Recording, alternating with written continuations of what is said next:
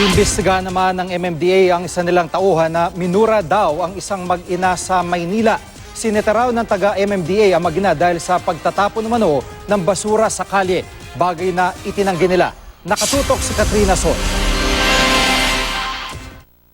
Viral sa social media ang larawan ng MMDA Environmental Enforcer na ito dahil sa post ni Vicente Alcantara III.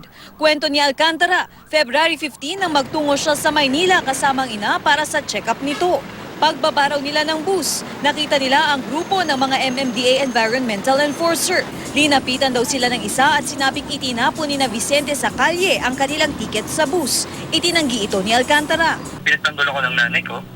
At sinabi niya na hindi po talaga sa amin yan, sir. Ngunit sinagawan siya nito, medyo nag-raise siya ng voice. Sinabihan niya na huwag siyang makialam dahil hindi naman siya yung kinakausap. Saka lang daw siya binitawan ng enforcer sabay sambit ng masasamang salita. Dito na raw nila nakasagutan ng enforcer. Sinubukan pa raw ni Vicente na kunin ang pangalan ng enforcer pero ayaw nitong ibigay. Hinamon pa raw siya nito na i-post na lang ang nakunang litrato sa Facebook. Habang papalayo raw ito, itinaas pa ng naturang MMDA enforcer ang kanyang kamay na tila naghahamon ng suntukan. Hindi professional kasi pangalan ng MMDA yung sinasalamin niya, no?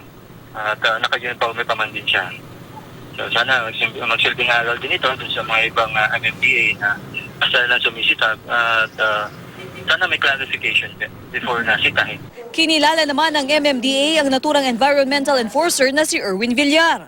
Nag-violate po ang aming sidewalk clearing officer kung ito man po ay totoo at may witness naman po si Mr. Alcantara. MMDA will not tolerate such disrespectful acts, especially yung mga frontliners namin. So ito po makakaasa po sila, we will investigate this matter and makakahingi po at makakakuha ng update yung ating mga kababayan. Katrina Son, Nakatutok, 24 Oras.